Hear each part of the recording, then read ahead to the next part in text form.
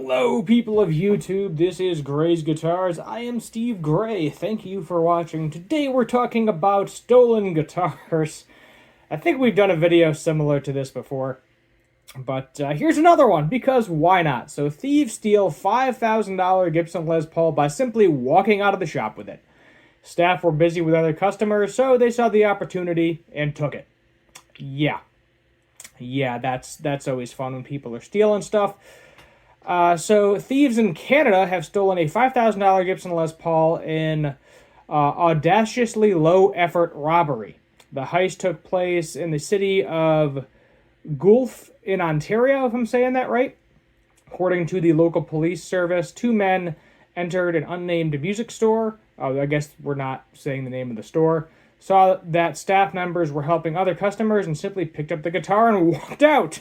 The suspects are described as white males with medium builds.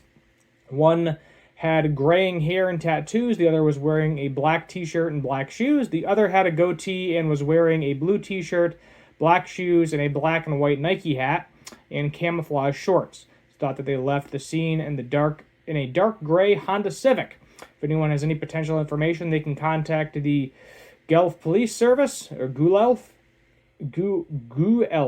That's how I'm going to say that. Guelph Police Service. We don't know which guitar was stolen, but taking the price into account, it could be one of the instruments the Les Paul Supreme range reissued last year. The Les Paul Supreme is valued at $200, has a AAA figured maple top and a classic mahogany body, mahogany neck, ebony fretboard. Police report describes the stolen guitar as having a translucent ebony color.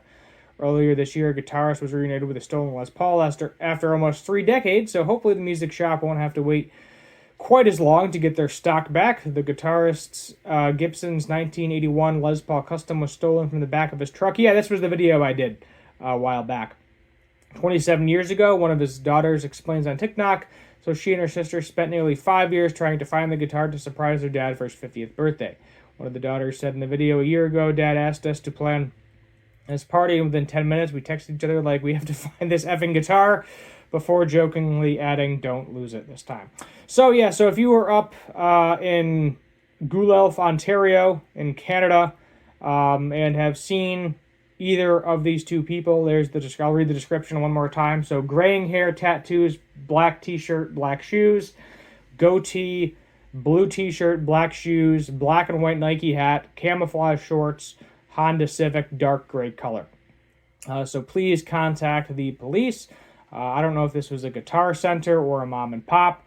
They're not giving us a lot of details. I don't like to play suspicion, but I guess it is possible that one of the store employees had a couple of friends walk out with it. I don't know why we're not being given more details. Like, it's typically a lot of these shops have inventory with serial numbers, or even if they don't have serial numbers, they know, what guitar was stolen. They know what they have in inventory.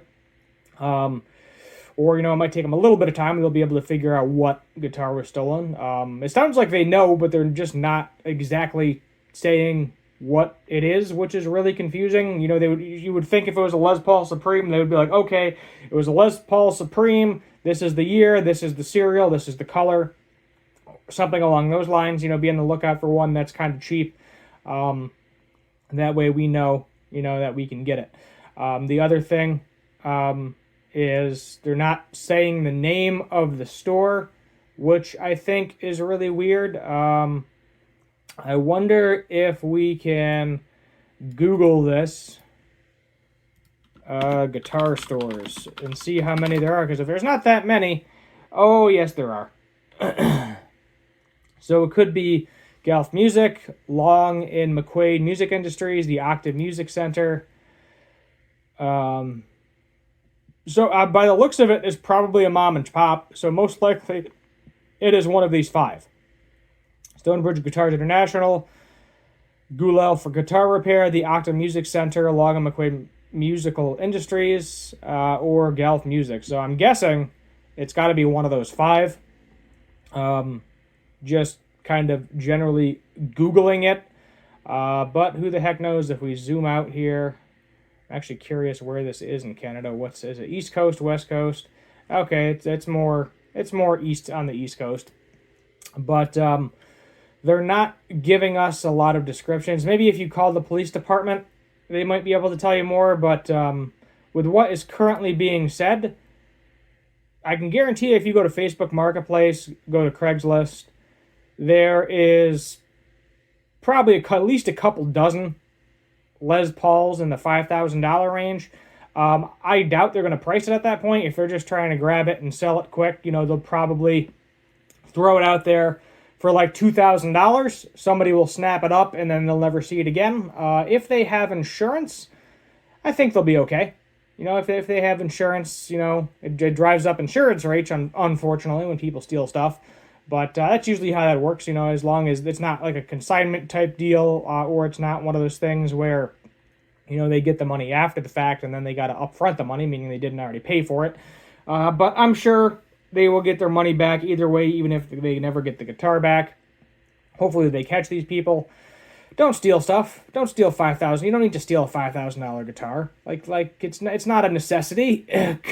No, just don't. I'd be extremely pissed if someone stole one of my guitars, which is why this is also a good reminder to do something, is take pictures of every single guitar you own, a front and back, write down the serial numbers.